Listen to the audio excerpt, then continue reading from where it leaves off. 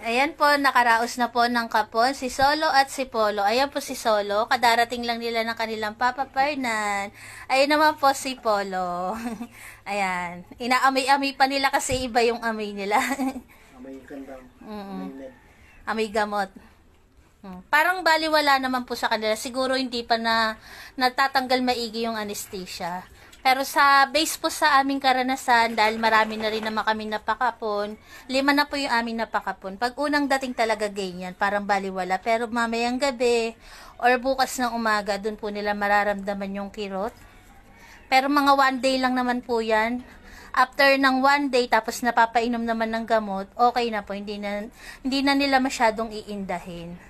Ayan po, thanks God po at nakaraos si Polo at si Solo. Sila po ay pang-7 na nakakapon sa aming mga alaga. Meron na po kaming 6 na boys na nakapon, tapos isang babae. Ayun nga po ay si Bronze. Ayan. Ang natitira na lang po na hindi nakakapon sa aming lalaki, si Barako po. Si Barako po, dapat papakapon namin. Kaso nga, may edad na po kasi si Barako, ayan. Kaya po, nagdalawang isip kami na hindi na lang siya ipakapon. Okay naman po kasi si Barako, nasasabihan namin yan. Sa tuwing may mag-hit, nasasabihan po namin si Barako na wag makulit yon.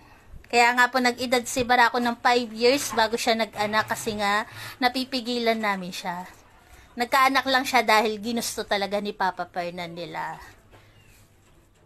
Sa magtatanong po kung magkano yung nagastos namin sa pagpapakapon, ngayon po kasi, nung nakaraan po kasi, merong ano tawag dito pa? Locos Kapon, yung Hamir Veterinary Clinic. May promo po sila. Ang gagawin lang, ilalike tapos isi-share yung kanilang post. Tapos ganun po yung ginawa namin. Pero umabot din, ang bayad po 2,000 sa mail. Pang mail lang po yung nila, Locos Kapon. Male dog saka male cat. Ang bayad po sa male cat at 700. Sa lalaking aso naman po ay 2,000. Pero umabot din po ng 4 lahat-lahat.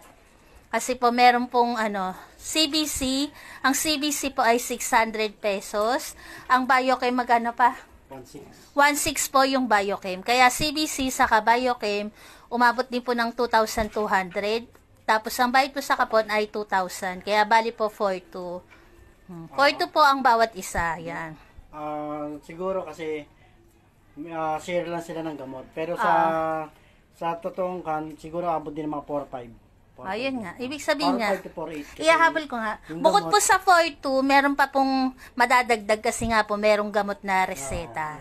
Meron siyang cream at antibiotic, tapos gamot sa kirot, yung tolpinol yan. Yung Basta yung cream.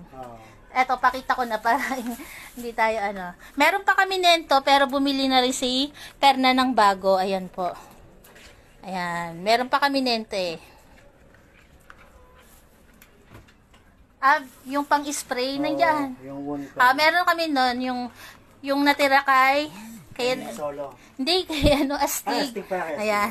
Tapos, eto pa po, yan. Kaya hindi na bumili si Fernando may tolpinol pa dyan sa rep. Ayan po. Para lang po sa nagtatanong, kaya po binanggit ko kung magkano yung nagastos sa pagpapakapon. Kasi every time po na nagpo-post ako na kapon, marami talaga nagtatanong kung magkano yung bayad. Kaya po binanggit ko lang. Ayan po, nakaraos na po si Solo at si Polo. Ang naiwan na lang na boys sa Barako family, si Daddy Barako, tapos si Astig, si Mayor, at si Shelo. Ayun na lang po. Si Astig, si Mayor, hindi pa pwede kasi papi pa po sila. Kailangan 6 months pataas. Doon pwedeng ikapon. Okay po, ayan. Nakarinig ng tunog ng kaldero. Tayo agad si Solo ko. Gutom na to pa. Kasi sila, wag muna. Wag muna na pakainin ngayon. Mamaya i-rate daw yung kanilang pakain. Ganun. Nagpasting kasi sila mula kagabi, kaya gutom na yan si Solo ko. Kaso, bawal pa palang kumain, mamaya pa. Siguro mga 8, ganun.